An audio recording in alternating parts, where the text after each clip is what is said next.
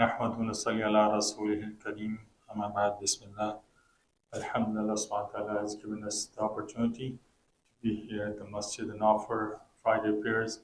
It's indeed a blessing that He endows upon us and gives us the opportunity to turn to Him every Friday and make a lot of dua today. It's really Friday, a special day to do salawat. And then there is a moment today, inshallah, that if you make any dua, it will be accepted.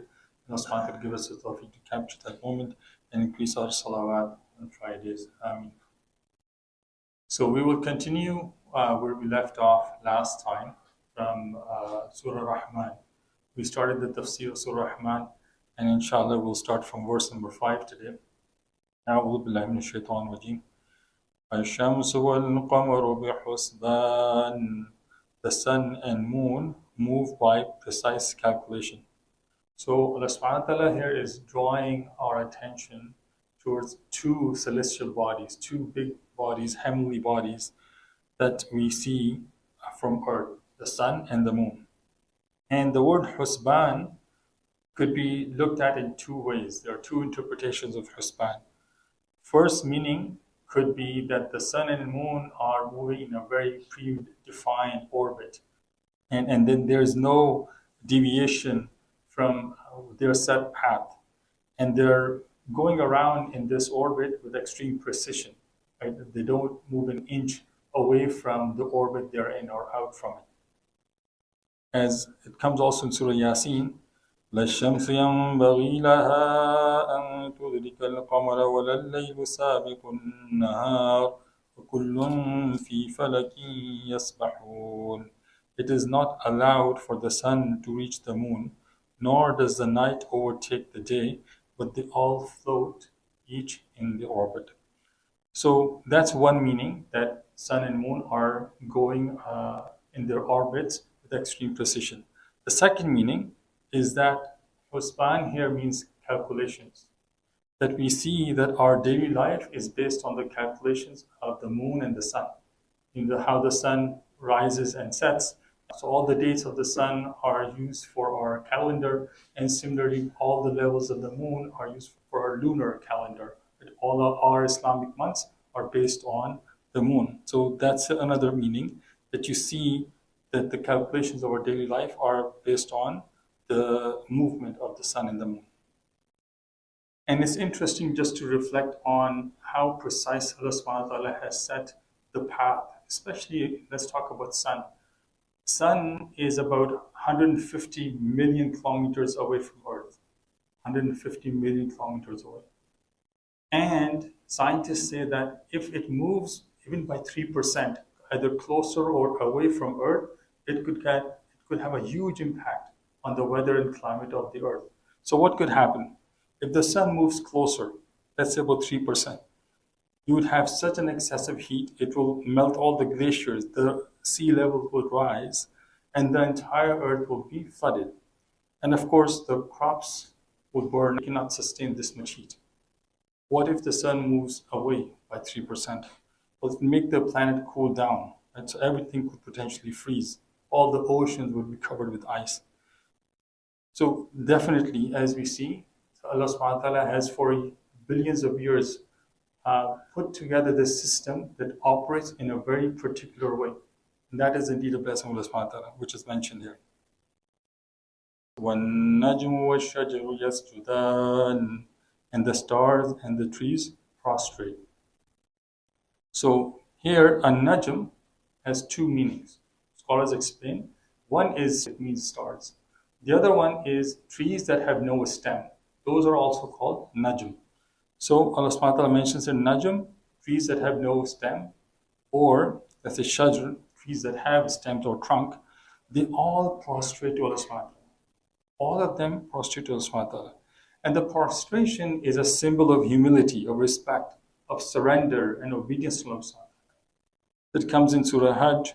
Subhanahu wa ta'ala mentions, أَلَمْ تَرَ أَنَّ اللَّهَ يَسْجُدُ لَهُ مَنْ فِي السَّمَاوَاتِ وَمَنْ فِي الْأَرْضِ وَالشَّمْسُ وَالْقَمَرُ وَالنُّجُومُ وَالْجِبَالُ وَالشَّجَرُ وَالدَّوَابُ وَكَثِيرٌ مِّنَ النَّاسِ. Do you not see that to Allah prostrates whoever is in the heavens and whoever is on the earth, and the sun, the moon, the stars, the mountains, the trees, the moving creatures, and many of the people. So everything prostrates to Allah subhanahu wa ta'ala. And what does that mean, prostration? That all the sun and the moon and the trees, stars, they are obedient to Allah subhanahu wa ta'ala. They're performing their duties, whatever Allah subhanahu wa ta'ala assigned to them, with perfection, without any deviation. Next, Allah subhanahu wa ta'ala mentions about justice. Verse number 7. وَالسَّمَاءَ رَفَعَهَا وَوَضَعَ الْمِيزَانَ. And the heaven He has raised high, and He set up the balance. أَلَّا تَطْغَوْا فِي الْمِيزَانِ. That you do not transgress within the balance. وَأَقِيمُوا الْوَزْنَ بِالْقِسْطِ وَلَا تُخْسِرُوا الْمِيزَانَ. And establish weight in justice and do not make deficient the balance. So al-Mīzān. What is al-Mīzān? Scholars have given different interpretations. One is, it's a physical sense of a scale that you measure different goods on and you look at what the weight of something is. Same thing with your deeds on the Day of Judgment, that they will put on Mīzān. And others call this that it means justice. So Allah subhanahu wa ta'ala mentions that He has created Mīzān. Why? So that we do not transgress our limits. That we establish justice. And subhanAllah, right after He mentions about putting justice or putting Mīzān in place, He commands us, do not cheat in weighing and do not measure things incorrectly.